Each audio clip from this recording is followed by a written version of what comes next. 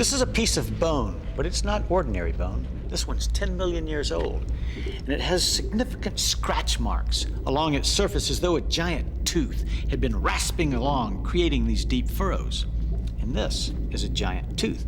It's also 10 million years old. And voila, the scratches on the bone match what would have been made by this tooth, which means the owner of this tooth was feeding on the owner of this bone. But let's back up a bit. Where did this bone come from?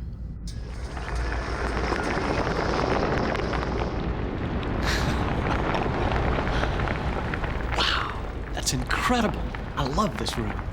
Well, needless to say, if you haven't guessed, this is a whale skeleton. And if I'm not mistaken, this goes right about there.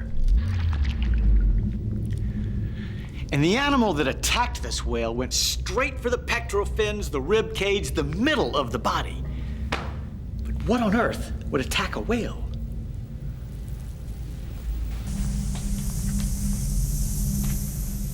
Well, a clue is in the shape and size of that tooth. Let's face it, that's a big tooth, the size of my hand.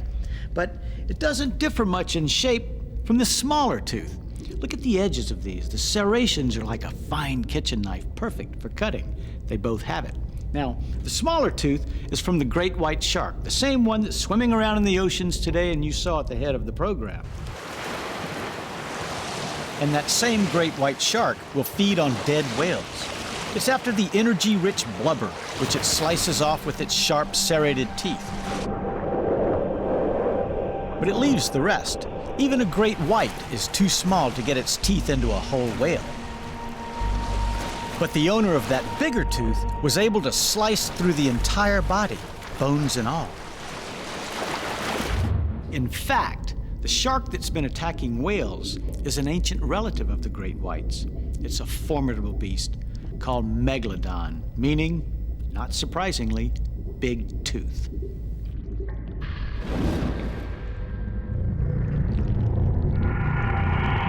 From the size of that tooth, we can reconstruct Megalodon's jaws, and they were truly massive. These things are 6 feet across.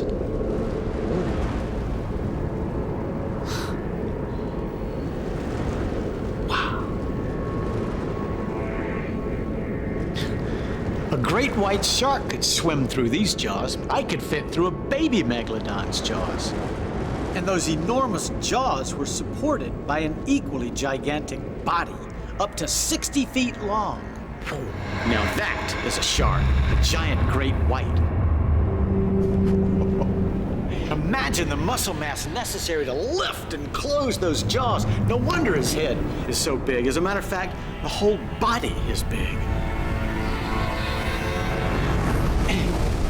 Crescent-shaped tail alone is twice my size. And notice the upper and lower lobes are of equal size, which is perfect for producing propulsion. So this means that Megalodon was by far the biggest and most powerful shark that's ever lived.